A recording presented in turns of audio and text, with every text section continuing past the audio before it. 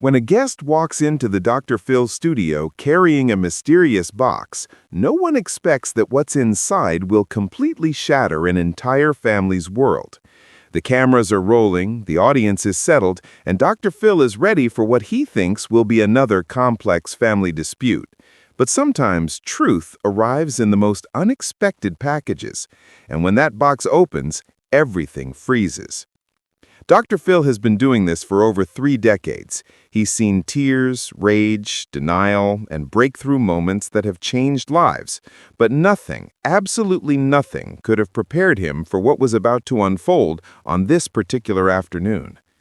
The guest, a woman named Rebecca, had reached out to the show weeks earlier with a story that seemed almost too devastating to be true. Her message was simple but haunting. "I have proof that will destroy my family, but they need to know the truth." The production team had done their due diligence, background checks, preliminary interviews, verification of her claims as much as they could without spoiling the reveal. Everything pointed to a story that would be emotionally charged, yes, but they had no idea just how far it would go.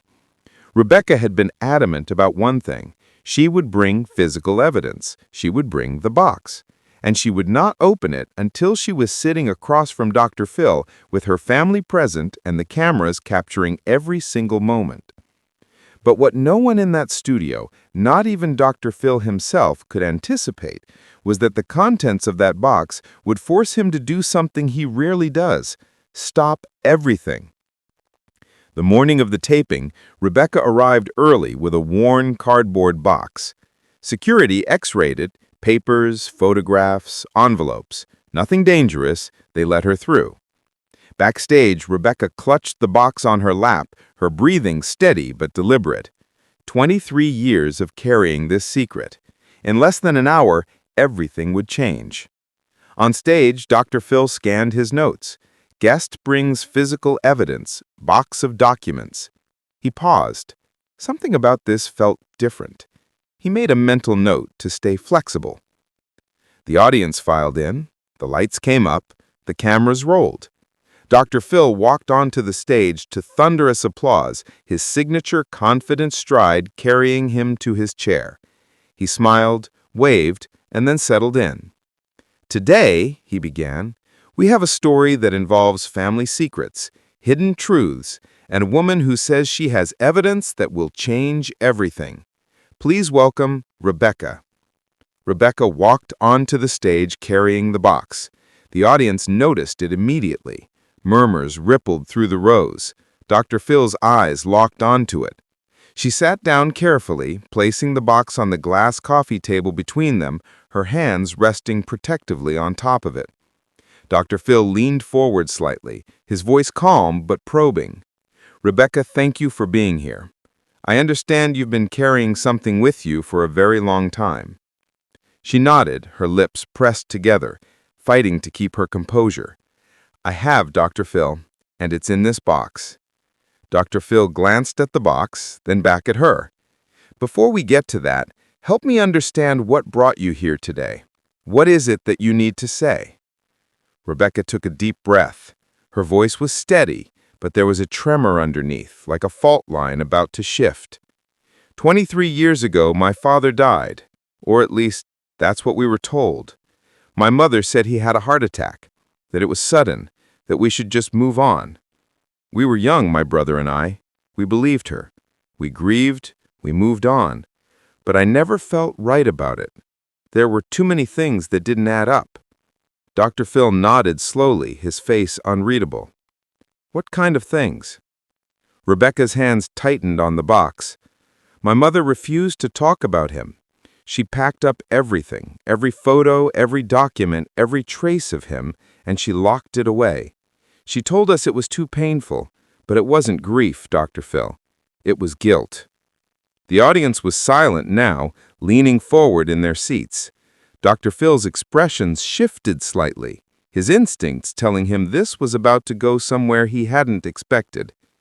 3 years ago, Rebecca continued, my mother passed away, and when we were cleaning out her house, I found this box.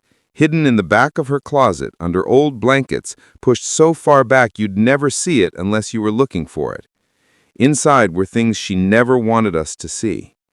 Dr. Phil's gaze moved to the box again. "And what's inside, Rebecca?"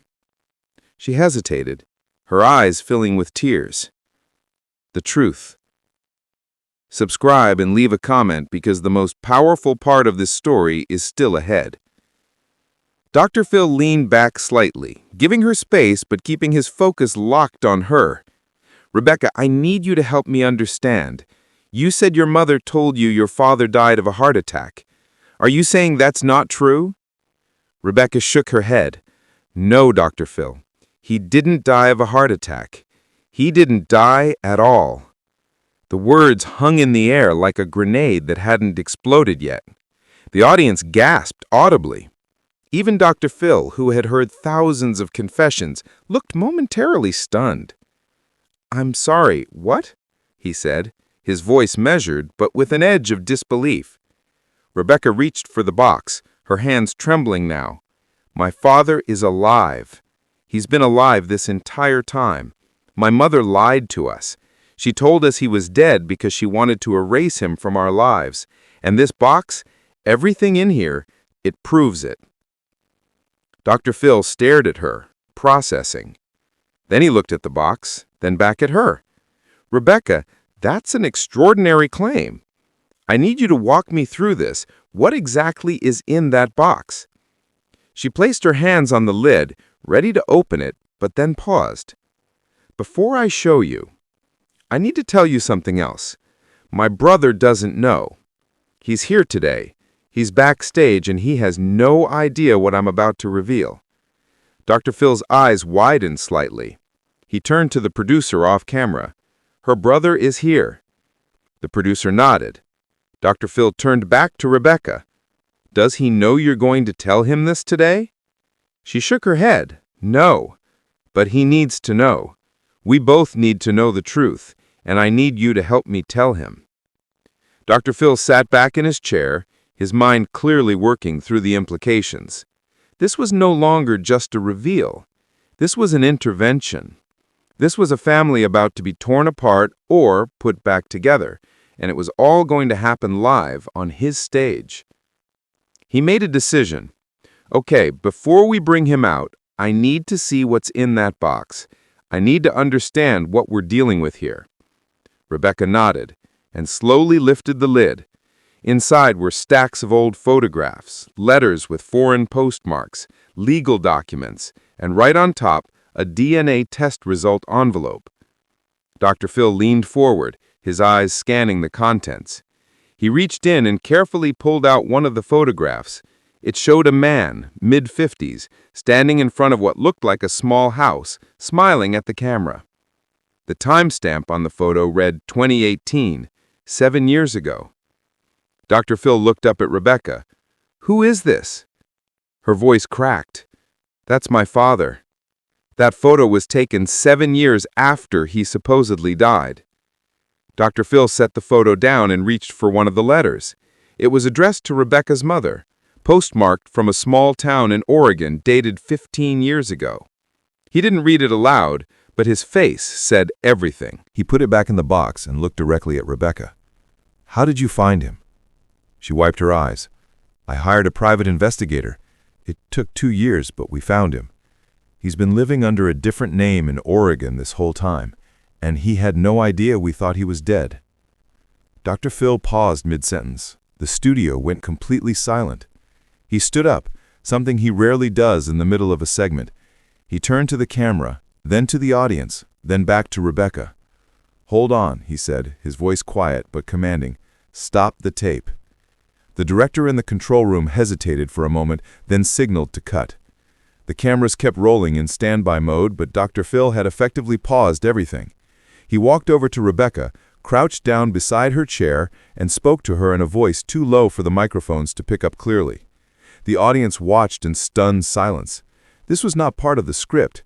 This was real. After a moment, Dr. Phil stood back up, walked to the edge of the stage, and called over the senior producer. They spoke briefly, urgently. Then, Dr. Phil turned back to Rebecca. I need to bring your brother out here right now. But before I do, I need you to understand something. What you're about to do is going to change his life forever. There's no going back from this. Are you absolutely certain you're ready for that?" Rebecca nodded, tears streaming down her face now.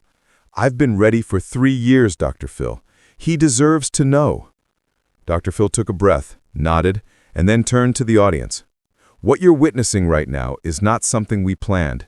This is real, this is raw, and this family is about to go through something that very few people ever experience. I'm asking all of you to hold this space with respect and compassion." The audience, many of them already in tears, nodded silently. Dr. Phil walked back to his chair, sat down, and signaled to the producer, "Bring him out." A moment later, a man in his early 40s walked onto the stage. His name was Michael. He looked confused, glancing between Dr. Phil and his sister, his eyes landing on the open box. "What's going on?" he asked, his voice uncertain. Dr. Phil gestured to the empty seat next to Rebecca. "Michael, please sit down. Your sister has something she needs to tell you, and I'm going to be here to help both of you through it." Michael sat down slowly, his eyes never leaving Rebecca. "Becca, what is this?" he asked, his voice barely above a whisper. Rebecca turned to face him fully, tears streaming down her face now. "Michael, I need you to listen to me. What I'm about to tell you is going to sound impossible, but I need you to trust me. I have proof. It's all right here." She gestured to the box. Michael's face hardened slightly, defensive. "Proof of what?" Rebecca reached into the box and pulled out the photograph of their father. She handed it to Michael. "Dad didn't die, Michael. Mom lied to us. He's alive." Michael stared at the photo. His hands started to shake. He looked up at Rebecca, then at Dr. Phil, then back at the photo. "What are you talking about? This is some kind of joke, right?" His voice was rising now, panic creeping in. Dr. Phil leaned forward, his voice calm and grounding. "Michael, I know this is overwhelming, but I need you to take a breath. Your sister is telling you the truth, and we're going to walk through this together." Off camera, Dr. Phil made a choice no producer expected. He stood up again, walked over to the box, and pulled out the DNA test envelope. He held it up so Michael could see it. "Michael, your sister had a DNA test done. She found your father, and these results confirm it. He's alive. He's been alive this entire time." Michael's face went pale. He looked like he was going to be sick. "Where is he?" he asked, his voice breaking. Rebecca reached for his hand. "Oregon. I've been in contact with him for 6 months. He wants to meet you, Michael. He never knew we thought he was dead. Mom told him we didn't want anything to do with him. She lied to all of us." Michael pulled his hand away, standing up abruptly. No, I can't, I don't." He started pacing, his hands on his head, trying to process what he was hearing. Dr. Phil stood and walked over to him, placing a steady hand on his shoulder. "Michael, I need you to sit back down. I know this feels like your entire world just collapsed, but running from it won't change the truth. And your sister didn't bring you here to hurt you. She brought you here because she loves you, and she knew you needed to know."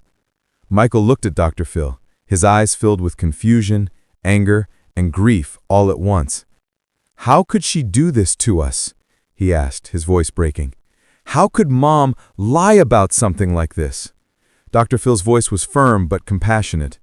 "I don't know, Michael, but we're going to figure it out, and you're not going to do it alone." Slowly, Michael sat back down, his head in his hands. Rebecca moved closer to him, wrapping her arm around his shoulders. They sat there together in silence, the weight of the truth settling over them like a heavy blanket. Dr. Phil returned to his chair, giving them a moment. Then he spoke, his voice measured and deliberate. "Rebecca, Michael, I want both of you to look at me." They both looked up. "What your mother did was a profound betrayal. There's no other word for it. But here's what I know. You two are sitting here together. You found each other. And now you have a chance to find your father. That's not the ending your mother wrote. That's the beginning you get to write." He reached into his jacket and pulled out a card. "I'm connecting you both with a family therapist who specializes in reunification trauma.